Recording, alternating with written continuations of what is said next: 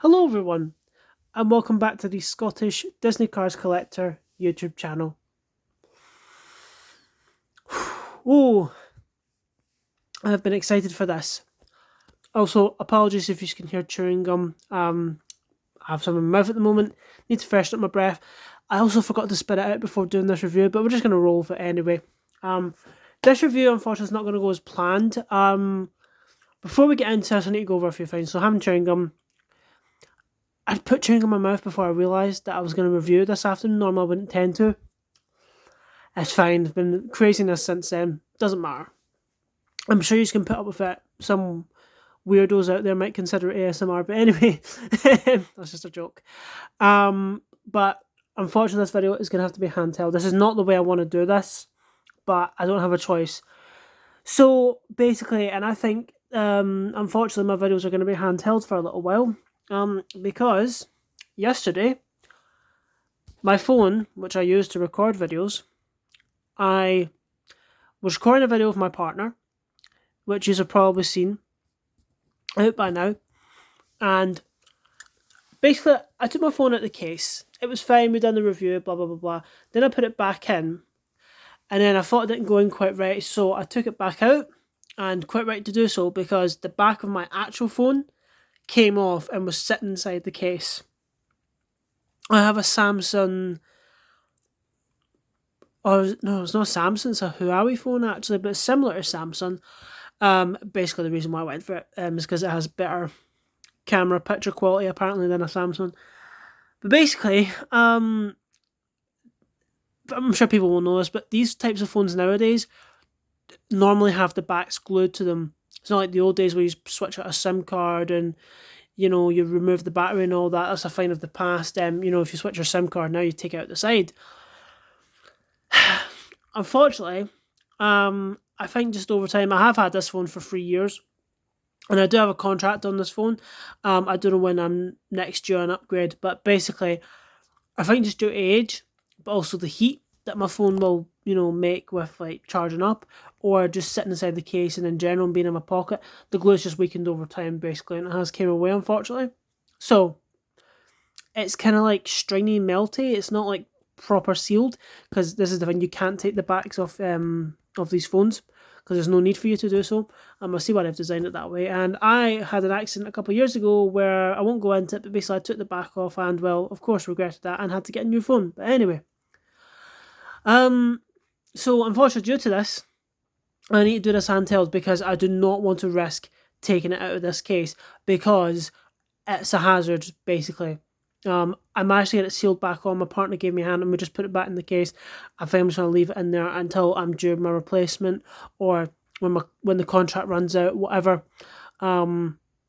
Basically, the reason why I don't know all this information is because my dad pays for my phone contract. So I've texted him about it, of course, and I've asked him, is there anything you can do for me? Because I don't know when my next phone is due. I'm going to say sometime next year, but if the contract is due to run out anytime soon, I'll just hold off. If it is like a year away, I'll just replace the phone because it is a hazard, obviously. And I'm not going to re-glue it down with super glue because then it can never come off again. I'm not going to use blue tack because the heat will just melt it. And I'm not going to put sticky tape around my phone because the tape will be on the screen and it'll be very annoying. So I don't have a choice, really, here. It has to be handheld, this, unfortunately. I'm really sorry, everyone. It's not how I want to do this kind of video, but I still want to do the review. I still want to go ahead. Just haven't had a lot of choice here, unfortunately. So, yeah. Just thought I'd get that all out of the way and explain why this video is handheld and will be for the whole time. So today, we're going to be taking a look at the Screamin Banshee. This amazing, fantastic piece from the Mini Adventures line, which was basically, the micro drifters of Cars 2 or the mini racers of nowadays for like Cars 3 and beyond. It was these little plastic vehicles right here. They were very cool. But basically, they released this in 2008, I think. I didn't get this in the original packaging. It's complete. I have another one here which wasn't. We'll come back to all that. The only things that are sort of holding this review back is I'm missing the Mini Adventures meter, which I don't really care about. It's a one-eyed meter I've just stuck under there. I thought it was just close enough line. I don't have the Ghostlight meter, which is obviously what this is from. It's from Mater and the Ghostlight from the very end of the shot where Mater sees this thing. He's like, "You better run." They say there's a Banshee out here, but I've not seen him yet. Good night. And he just goes, "Huh?" and smacks down Snotrod. Oh god, it's not sitting. There we go. So obviously this is based off the Mater and the Ghostlight. Well, that's where it comes from. And I have to say, this is what I miss from Mattel back then. Don't get me wrong, I think they still do make good products. I don't think they deserve all the bashing and shit that people give them. But what I miss is just the fact that when there was a sideline or, something that was under the Cars universe, they would always do these larger scale characters in those sidelines in a big plastic form, because there's no way they can make a die cast of this pretty much full scale. And this is accurate, by the way. Like, this is pretty much spot on to the scale it appears, especially when you see Mater under there. The only thing that's really like, an inaccuracy is he should be a lot wider. The Banshee, that is. You can see the wheels are much larger in the shot. He's he's probably more wider and squat, basically. But this is still a really good scale rendition of it. I miss when they've done these larger, because there's no way we could have a diecast of this. Apparently there is a prototype of a smaller diecast, basically like the Dinoco helicopter, where they were going to make it as probably like a small deluxe, for example. I wish we got that. And I imagine if it did come out, that'd be one of the rare ones nowadays. But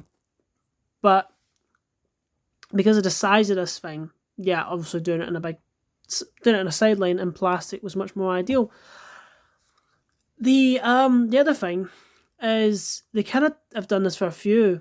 They've done it for like the Colossus truck, which is, I believe, is the largest scale Disney Cars character. The Screamin' Banshee's not too close behind him. And they done that in, like, was it the Hydro Wheels line, or was it for Micro Drifters? I can't remember. And then they done the Missy Tyrannosaurus Rex, obviously for Cars on the Road last year, but that was just a rolling chomp dino that was actually meant for these cars, basically.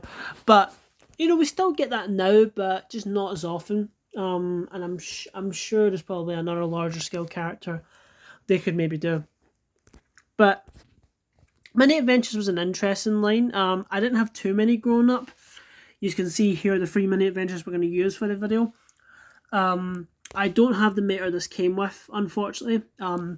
So basically, everything is here apart from the Mini Adventures Mater, which I don't care about. Some crap brown plastic launcher, which you basically launch into the back of this thing to free the cars it's gobbled up. And the lights and sounds do not work, unfortunately. And it's the same with this one. I put new batteries in it, it didn't work. And apparently in the eBay listing for this, it doesn't work either. You're probably wondering why I've ended up with 2. Well, basically, I bought some vintage for £40. Fantastic price. Missing the hook. No lights and sounds. So what I ought and set it out to do was to replace it almost immediately. I had this as a backup in case I didn't win the bid, essentially, because this, as everyone will know, is such a rare piece of merchandise now. This is up in probably the £70 to £150 range. That is how much this is worth. And it's extremely sought after and rare. I think this is one that Facebook mums go crazy after, like Frank or Mr. Drippy. It's one that people are always asking for. And I can see why. I can understand why. It's a beautiful piece, this, I think. Any kid who had this growing up, wow. It must have been fantastic having it. I didn't have it, unfortunately. The closest I got to one, I played with one growing up. Basically, some distant cousins of mine in my family had this. One of their children had this. And every time I went to the house, this is the first thing I'd go to play with, because of course you would. That's what you're like when you're a child. If there's something that someone else has that you want, you're going to play with it, obviously. So I played with it pretty much every time I went there. Apart from one occasion, I think this is the last time I was ever there. Basically, they had a garden, and it was one of those glass slide doors where you can get a clear, good look into your garden from the living room, right? And I saw this sitting outside on the garden table, right? The claw was up, everything. It looked so imposing, so cool, and I wanted to get out into that garden and play with it. I was not being allowed into the garden for whatever reason, I cannot remember, and I kicked up the biggest fucking fuss that, you could probably ever see from a child, because I wanted to play with it, obviously. I was basically being told no, and yeah, I kicked up a tantrum, obviously. No harm. Just wanted to play with something I didn't have, obviously, but that's just how you are as a child. Yeah. So, here I am, 10, 15 years later. Well, it's got to be longer than that. No, about probably 10, 15 years later. And I have two. Not one, but two. So basically, I got some vintage for a good price. Wanted to see if the lights and sounds work. They don't. And I saw this on eBay and I was like, I'll go for the one on vintage in case I don't win the bid. I didn't expect to win the bid at all because of how rare this is. It was at £31. I put in 50 because that's how much I was willing to pay. I was happy to pay 50 to get a replacement because, as you've noticed, the only difference between the two is this one was missing its hook, which doesn't really just spoil the look or the aesthetic of it. Definitely not. It would have been more worse if one of these pipes were missing, which someone is selling one with a missing pipe. But the hook does obviously elevate it. I put in 50, refreshed the page, I won the bid, £32, because you win the current bid that's been put in before you. So someone was basically going to try and bid on it for 32, which I am surprised no one else tried, because there was plenty of bids on it, and I guess everyone forgot or gave up, and there was just one left, essentially. So I won it, which I really did not expect, but I'm so glad I did, because it's really lovely to have a complete version of it. This will be for my partner. She's already seen both of these. She's already well aware that I've got two. This is basically going to be for her birthday. So I'll be minusing the 40 off my budget for her. But I did ask her when I showed her this one last week, would you like one? And she said, I wouldn't mind. And I was like, right, you can have this one. I'll take the one with the hook. Obviously, I'm going to take the one that's in better condition or has the extra piece. But this is something and I would have considered this. This is something you can very easily get 3D printed, I'm sure. I mean, it might be hard to get it with like articulation and that, but honestly, my partner won't be fussed over that. She just wants it as a display piece, much as like with me. That's why I think neither of us are fussed that the lights and sounds don't work on either of ours. I mean, it would have been cool to have them, but I'm not fussed. I'm not going to sit a bit and play with it. This is for a display piece, and I'm not going to leave it on. So, but this, I'm sure, you could easily get this 3D printed. It might be static though, something like that, but you could just plug it in. So, and plus, she might be able to get it better made, because this is kind of squishy. You probably just get it done as a solid piece, because this is basically the hook goes in like that. So, yeah, a lot of information there, I'm sorry everyone, but I just wanted to quickly go over that. But yeah, that's how I've ended up with two. This is going to be for my partner. This one is for me, obviously. So, apart from the lights and sounds, the meter, and the little brown launcher, everything is here, everything's complete, and we are going to review it. I've brought out the other one because I noticed a few differences between the two. I'll come on to that, but at first I thought this was a fake. It definitely is the genuine one, but there's quite a few differences from this, so I don't know if this is a later model or vice versa. I think this only came out once in 2008 in the Mini Adventures line. I don't think it ever got re-released, hence why its popularity and rarity. But we've also got Mini Adventures cars here. What I could gather up.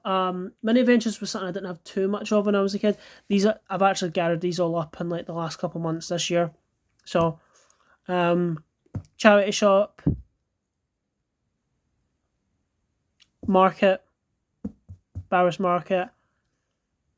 Barris Market? I think these were both from the Barris Market actually. So, yeah, not something I bought out of choice. I did have some Mini Adventure stuff growing up. I had the McQueen and King like drive-in theatre. I had that.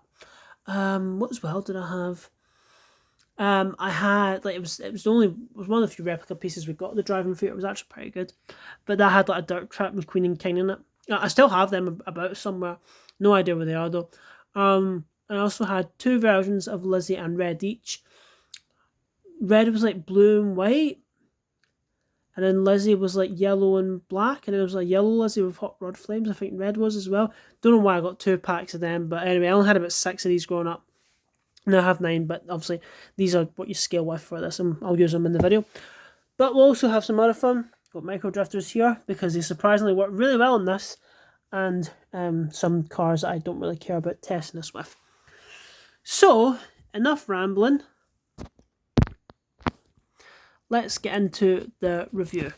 So, I'll move these out the way. Just park them over here. I'm sorry I need to do this handheld, everyone, but yeah. I literally just got this last week. It's a cool release. You know, very film accurate point on expression. Anyway, Mr. Banshee with his big scooper who does not want to come forward. So, I have to say, I can't get him to, there we go.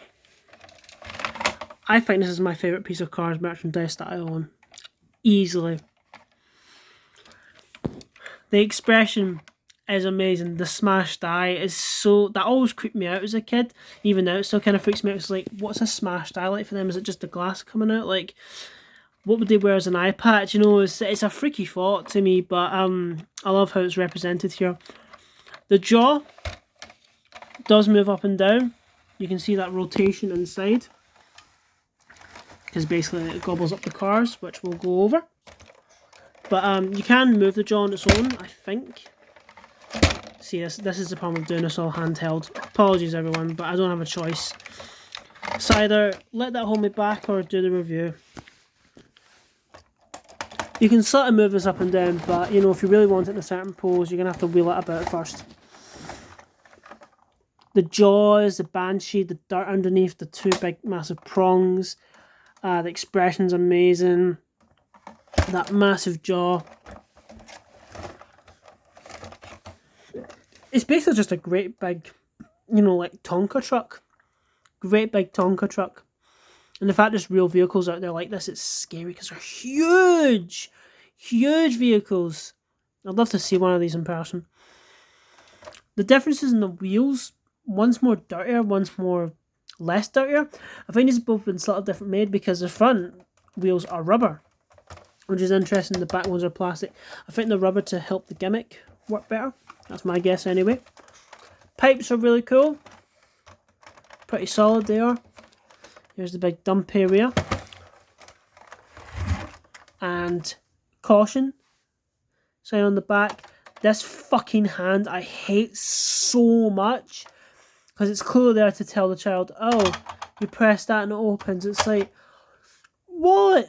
I really hate this. This is the worst thing about it. It's just that hand thing. Like, don't put a fucking hand sign on. I know it's a kid's toy, but you know, as adult collectors want this as a good piece replica. Yeah, I might try and remove this at some point, but not a fan of this at all. It's the worst thing about it. But it was quite common on toys back then, actually. Like, they would put a little hand gimmick or thing to show you what it did, but still annoys me. There's the inside. Basically, you're going to open this and the cars will dump out. Other side, you know, pretty much exactly the same. It doesn't have too much weathering or detailing. It's mainly got it in the front and this great big scoop piece, and that's kind of it. Most important, I would, if I had to give it, you know, one hold back, it would give it more weathering. I think if it had more weathering, it would really detail it up. The scooper arm is fantastic. It is so posable. You know, it turns around like all the way. So if you really want to, you could push this back, bring it down, and have it like that if you really want to, which I think is fantastic. But this thing is really huge and imposing. It's on a soft ratchet, which is weird because this is on a loud ratchet. We'll come back to that. But you know, you get the idea. Basically, you can have them go a bit like that and, you know, scoop up your cards, take them away to the dump, gobble gobble. You know, you get the idea. Very cool. And again, there's a lot of lovely weathering and detailing, you know, just to really amp it up throughout the arm. This has also got gravel and dirt on it. Looks like a great big monster claw, which is kind of the point and the intention. Nice weathering detail on there. May as well do this now. I'm going to bring in the other one, because literally before I started recording, I noticed they're both different. Sorry guys, try to do this all with one hand. I'll put on the flash. Oh yeah, they are different. That's interesting. So these are kind of more like brushed and speckled. These are much more softer and flatter. That's interesting. I knew there was differences between them. Their scoop arms look pretty much the same. Obviously one's missing a hook. May as well go into this comparison now. It's the reason why I brought it down. The facing of the Banshees. Okay, they're both the exact same in that region. No, I didn't even notice this at first with the first one I got, which is this. Both have plastic tires, rubber in the front. So that can set different like paint on the... In fact, hold on. In fact, I think there's multiple variations of the wheels. Hold on.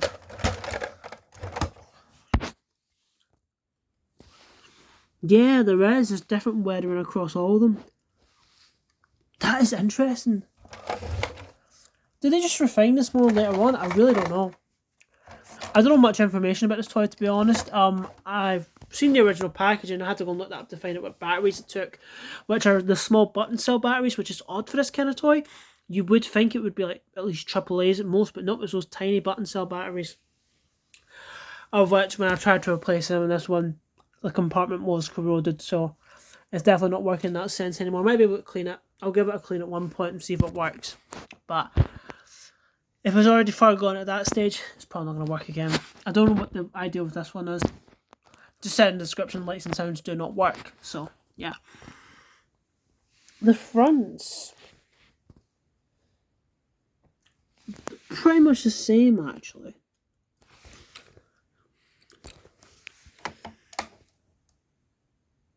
Because I'm comparing these for the first time as well.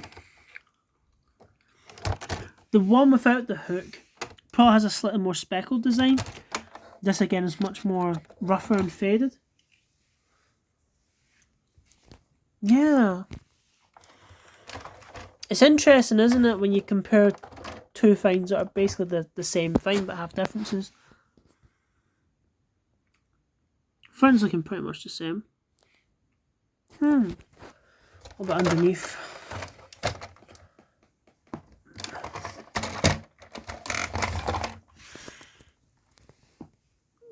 Nothing much going on. But yeah, one's on and one's off. Don't know which is which, but anyway. Yeah, bottles are the exact same. Nothing's changed there. And the backs.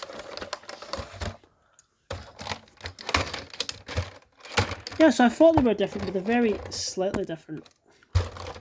Only slightly. Backs look pretty much the same to me. That's it. So the main differences with them really is the... See when you put that claw up, it just gives the thing such a massive scale. But when you put the claw up, really the only differences is... Actually, I just noticed another one. Again, it's in the detail. See that? Kind of a flat yellow for maybe a bit of dirt here and there. This again, much more speckled. So I'd say it's much more better detailed actually. It's much more natural to me. Have they done dirt inside the hook? No, they haven't. That's just probably wear and tear. The biggest differences are the wheels and the weathering on this claw. Apart from that, they're pretty much identical. But I just thought it'd be interesting to compare them because, you know, I'm going to leave them like that.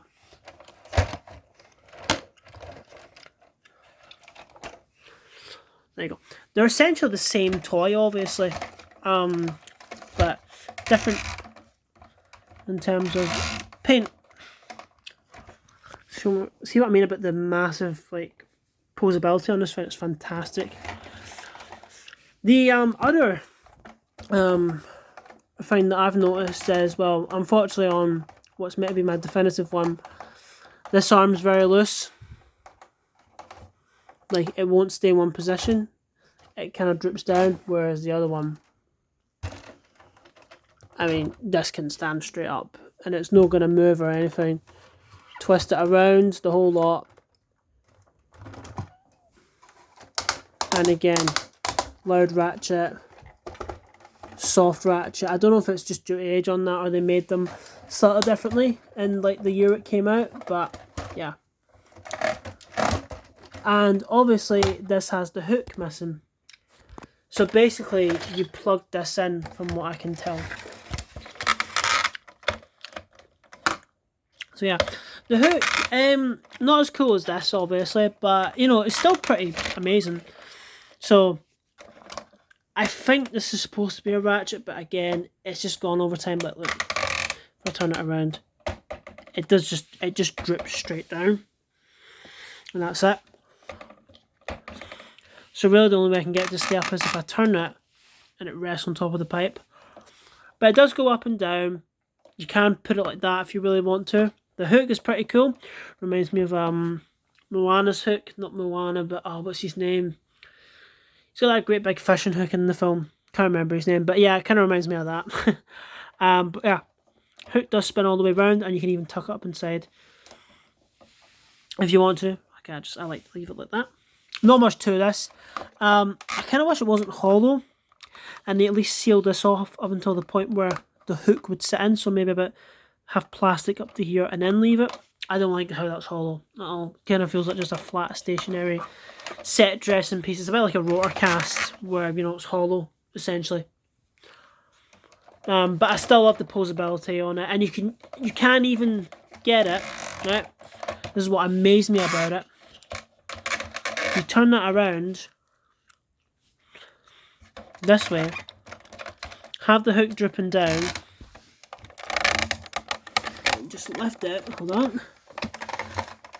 You can get him in the pose that he appears in Mater in the Ghost Light, because this always bugged me as a kid.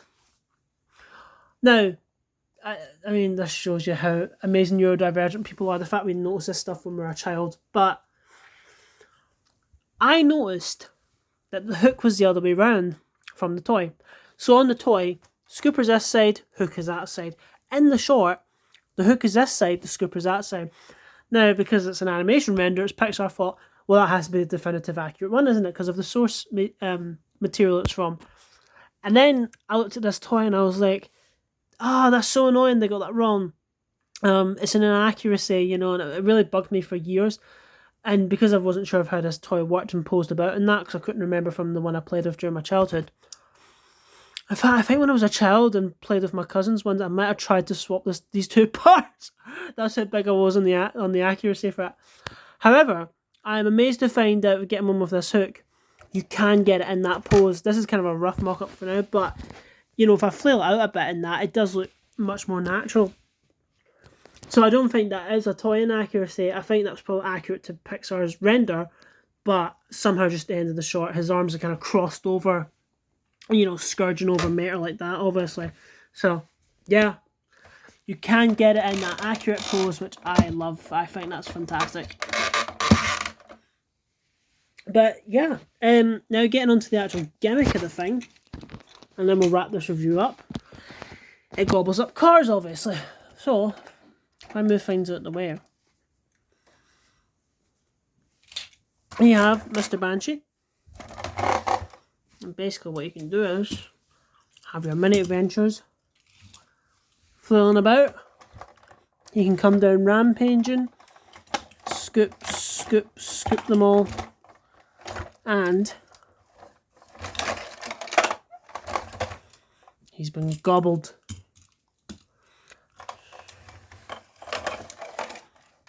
Oh. Sometimes if they don't go all the way in, he will just spew them back out. Hold on.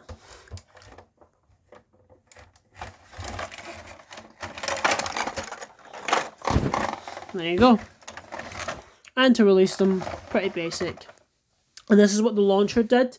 So I guess if you had a McQueen and Mater was stuck inside, you could basically do this and dump them all out. don't know why you would need a launcher to do that with them, to be honest. I know it's a kid's toy and it's a bit of fun, but, you know, if it was me, I would just, you know, hit it, obviously. But, yeah. However, amazingly,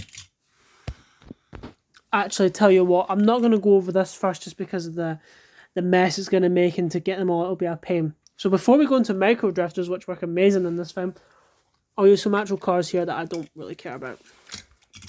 These are ones I don't care if they get chipped.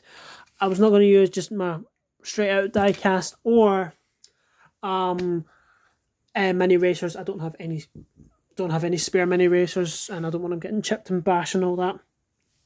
These I don't mind because these are already pretty scuffed in that anyway. So, now this is a colour changer Sally for eyes. I got this last week. I plan to do something with this. A real Vladimir Trunkov spare, so it doesn't matter to me if it gets chipped. The fake, and a fake Cruising McQueen. So basically what I want to show is the wideness of the vehicles matters when it comes to these kind of things. Because if I have Cruising McQueen here, and I know this won't work, but I'm still going to give it a try.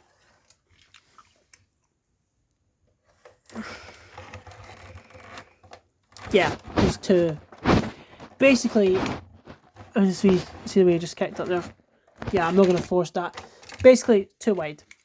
So your standard McQueen ain't going to work. The Cars Free Slim Body might. I've not tried that. There's a possibility that might. I'll try the Sally first. See, she's slimmer, so she might work.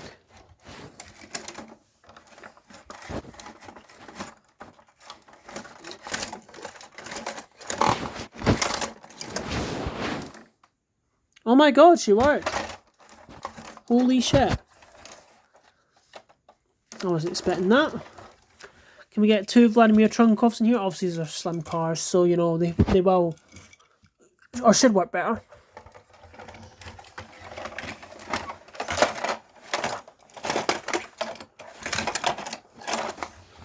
No fucking way. I need to roll them a bit up. Yeah, they are in there. Oh my god. So, basically, smaller die cast will work, but not Mitt or McQueen, which is what you probably want to use it for, especially if you're a kid. But nah. You need your mini adventures for them. And you just go. And out they come.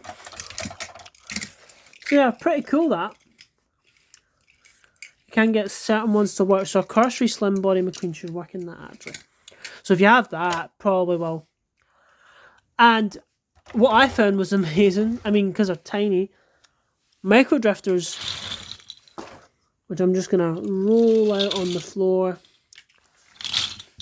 These work. We've got a bunch of cars 1, 2, cars 1 and 2, and planes ones here. But yeah. Sally's rusty, so I'm going to leave her out. Sorry, Sally. You had your chance for the colour changer. Basically, I'll put them back a bit, and I'll set up, just so you can see this a bit more better. Just get a few, just kind of scuttle them about.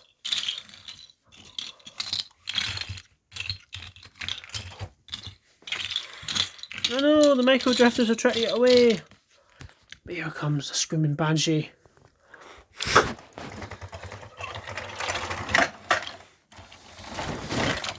Who's getting jammed? No, I look like an idiot.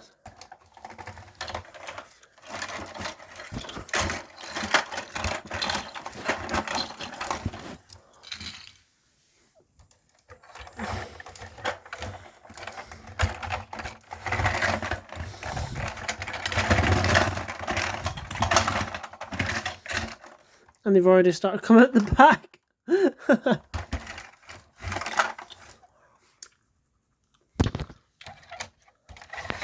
Yeah, that's the problem though, because of the weight of them. Oh shit, this is stuck. There we go.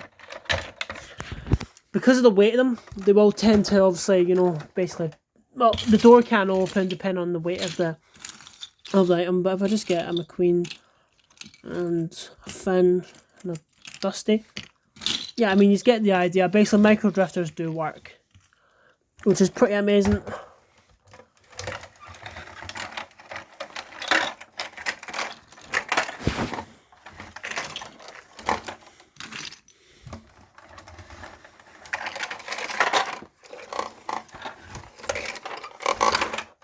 There we go. There. And you can free them out the bag. So there you have it.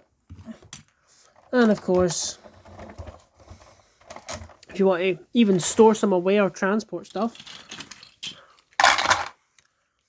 the weight will bring it down obviously, but you can stick them in the scoop.